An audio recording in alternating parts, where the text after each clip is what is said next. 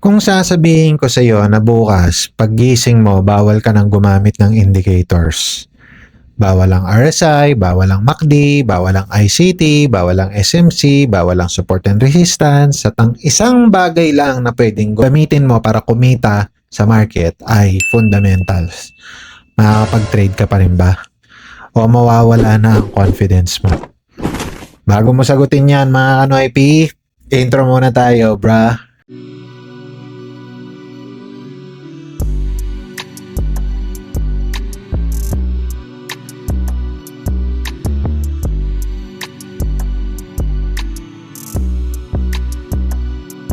Alright, what's up mga Kanoypi? Here's your boy Forex Noypi at sa video na to pag-uusapan natin na kung magsisimula ako bilang isang fundamental trader ngayon, ano ba ang dapat kong gawin? Okay? So kanina, ang tanong ko, paano kung wala ng indicators at ang meron ka na lang ay fundamentals? Pag-trade ka pa ba?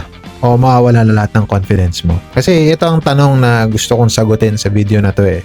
Dahil ang totoo, karamihan ng retail traders marunong magbasa ng charts pero hindi nila naiintindihan kung bakit gumagalaw ang market.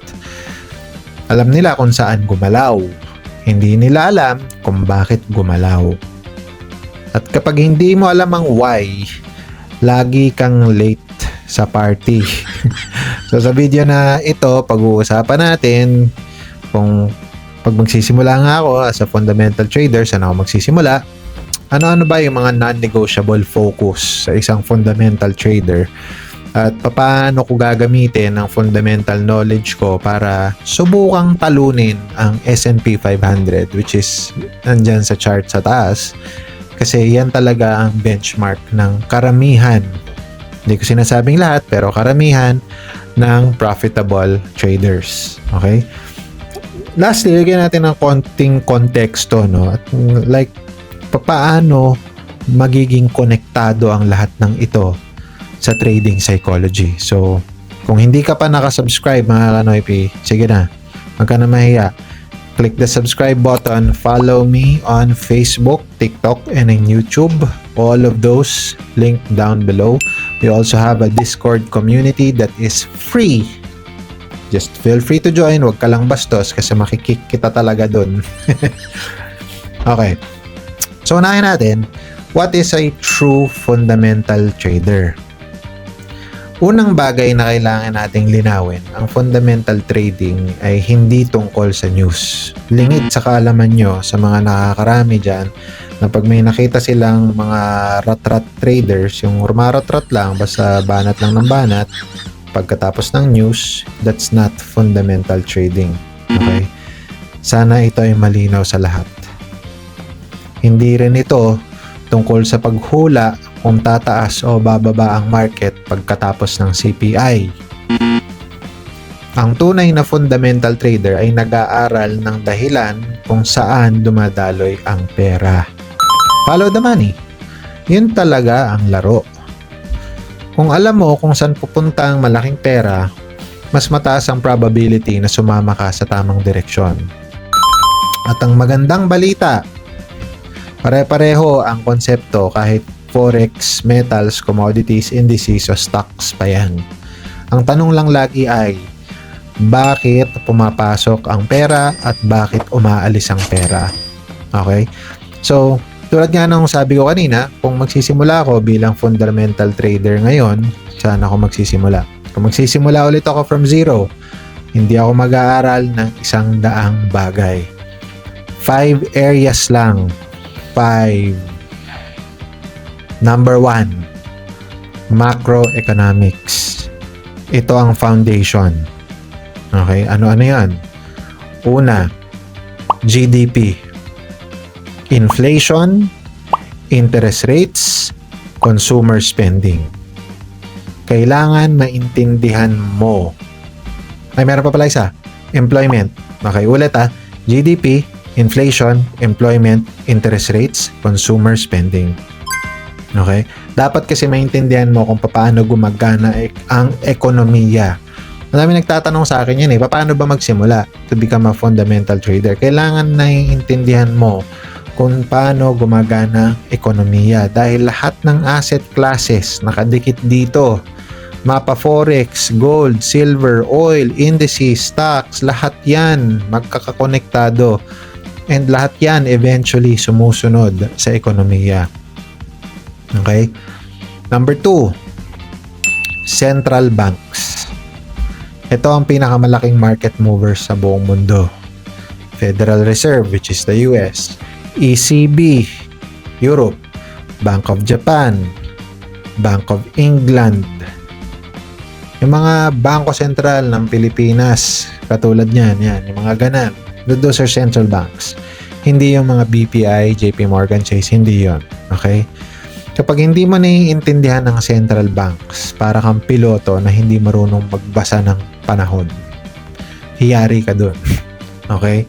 Maaari kang lumipad pero delikado. Pwede ka mag-trade pero delikado. It's the same. Okay? Pangatlo, capital flows. Ito ang pinaka-importanting concept na bihirang pag-usapan. Ang market ay pera lang na lumilipat. Kapag umaalis ang pera sa bonds at pumapasok sa stocks, may epekto yan. Kapag umalis sa stocks at pumapasok sa gold, may epekto yan. Kapag pumapasok sa DXY or sa US dollar, may epekto yan. Follow the money. Okay? So, pag-usapan natin yung market interconnections, no? Ito kasi ang game changer. Hindi mo pwedeng tingnan ang market ng hiwa-hiwalay.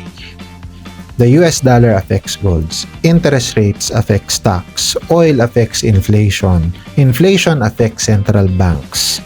Central banks affects currencies. Currencies affects commodities. Everything is connected. Kung hindi mo pa rin yun naiintindihan, paki-reply na lang yung video. Gigil mo ako. Okay. Sunod na pag-usapan natin ay valuation. Okay? Kasi dito ako titingin especially sa stocks. Okay? Kasi hindi sapat na maganda ang kumpanya.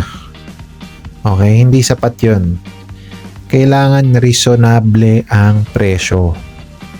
That's what you mean about valuation. Okay? Hinuli ko yan kasi hindi naman lahat dito ay stock traders. But in the first 4 things that I said, those are very applicable to everything. Okay? Part 3, ano ba yung non-negotiable ng being a fundamental trader? Okay? Isipan nyo to ha. Kung may 10 bagay kang aaralin, pwede mong kalimutan ng 5. Pero ang mga ito, hindi mo pwedeng kalimutan. Non-negotiable number 1.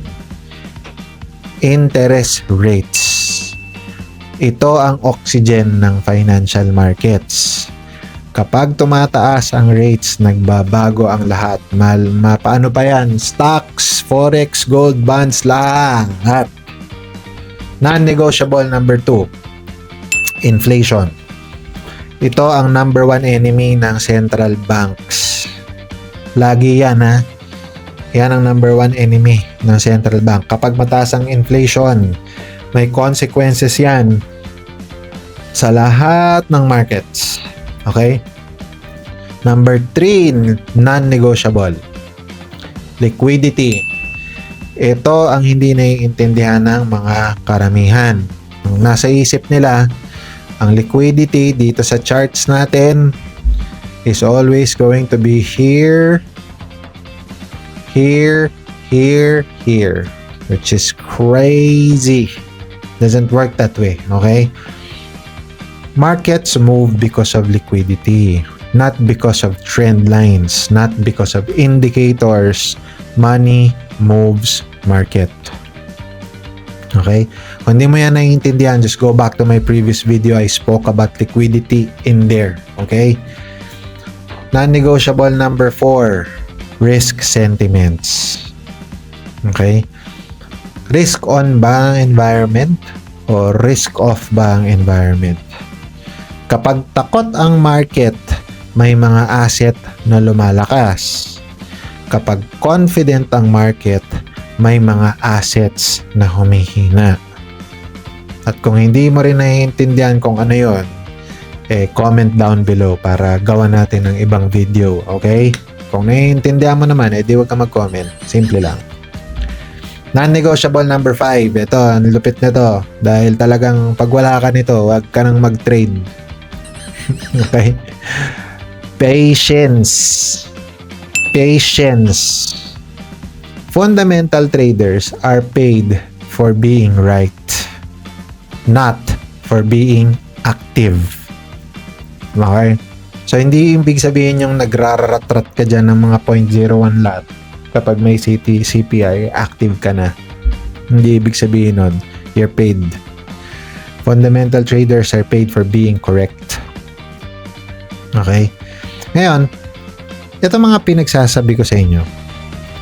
How does this apply to Forex, metals, commodities, indices, and stocks? Okay? Let's revolve around it, right? Sa Forex, focus on interest rates, central banks, employment, inflations.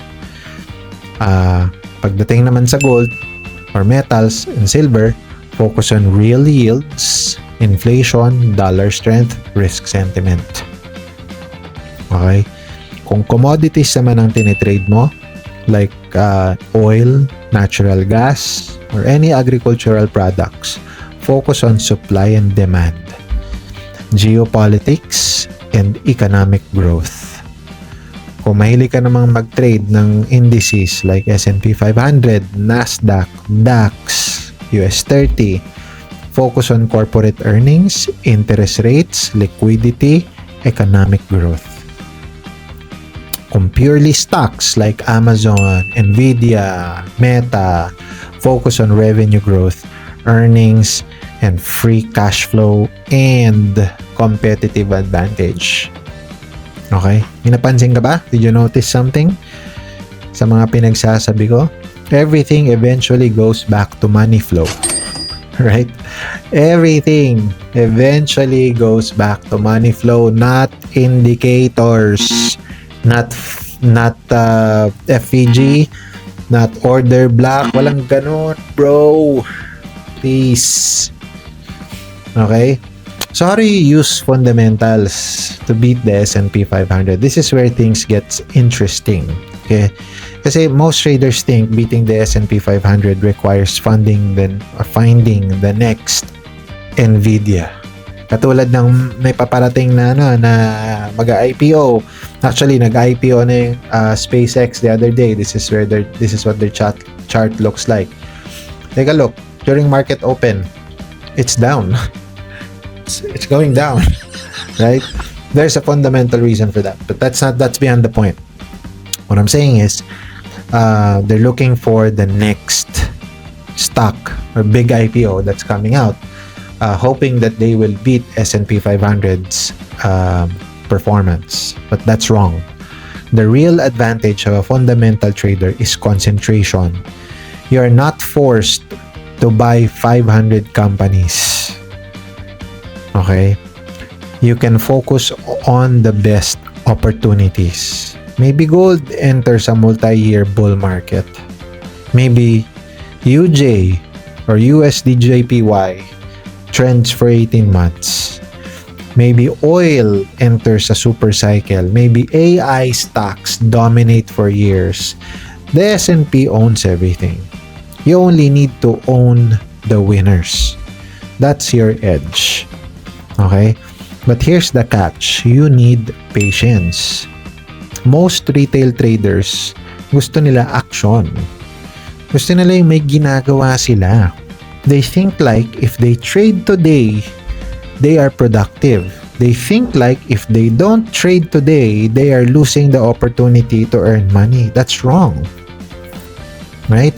Professionals want asymmetry. One great trade can outperform 50 mediocre trades. Do you understand what I'm saying? One great trade. Sige, kung meron kang nagtitrend ng pataas that is really doing and performing well, wala ka nang ginagawa dun eh. That's money back for you, bro. Okay? So ngayon, you get what I mean, right? Kung hindi mo naiintindihan, just comment down below. Let me know kung may questions ka. Okay? The psychology of a fundamental trader is what I wanted to talk about, right? At least in this very last topic that I wanted to tackle on this video. Kasi a lot of people don't believe this, and I fully respect you. Okay? Because you're not Filipino. If you don't believe on the psychology, then dang, you're one lucky bastard. Okay? Kasi this is where most traders fail. Not analysis, not strategy, psychology. Retail traders would ask, ano ang trade ngayon? Fundamental traders will ask, ano ang magiging malaking trend sa susunod na 6 na buwan? Kasi dun nila gustong sumakay. Retail traders needs excitement. Kaya yung mga nakikita nyo mga kanoipi, ito totoo to but disclaimer, it's my opinion. Yung mga nakikita nyo sa social media na pumupunta sa cafe, nagmi-meet up to trade the spike of an NFP, of a CPI, that's excitement. Those are retail traders wanting excitement. Nagkikita-kita sila sa coffee shop tapos hihintayin nilang news, sabay-sabay, tapos biglang tuwan-tuwa sila, papakita nila yung phone nila, uy, naka 100k ako dito. I'm so sorry. It's just crazy. Kasi fundamental traders, they need conviction. Retail traders need action. Fundamental traders needs patience. And the hardest part about becoming a fundamental trader is boredom. So kung ayaw mong maging fundamental trader, hindi ka pwedeng mabore, that's fine. Unfollow, unsubscribe. You're not for this channel. Real talk lang. Hindi ka para dito. Kasi dito, as a fundamental trader, you may wait for weeks, sometimes nga months before setup appears. And that's exactly why most people fail, because people don't want profits. People want stimulation. They want to be stimulated. And the market punishes people who need constant simulation. Okay? So let's just recap before I let you go, guys. And kung umabot ka hanggang sa video na to, paki-comment naman ang number 1. Kung umabot ka hanggang dito. Kasi ibig sabihin nun, talagang focused ka. Gusto mo talagang matuto. Okay? Kung magsisimula ako bilang fundamental trader ngayon at hindi ako magsisimula sa charts. Magsisimula ako sa economics, sa central banks, sa interest rate, sa inflation, sa liquidity, sa capital flows. Kapag naiintindihan mo ang galaw ng pera sa buong mundo, magsisimulang magkaroon ng sense ang charts para sa iyo. Doon mo marirealize na ang charts ay hindi dahilan kung bakit gumagalaw ang market. Reflection lang ito ng mga desisyon ng milyon-milyong participants sa buong mundo. Ang technicals ay mapa, pero ang fundamentals ang makina. Kapag parehas mong naiintindihan, doon magsisimula ang tunay mong edge. At doon nagsisimula ang pag-iisip ng tulad ng isang institusyon kaysa sa retail traders. Okay? Maaaring tayo ay mga retail traders, but it doesn't mean we can't think like institutional traders. Okay? Hanggang dito na lang mga kanoipi. I will see you on my next video. Thank you so much for watching.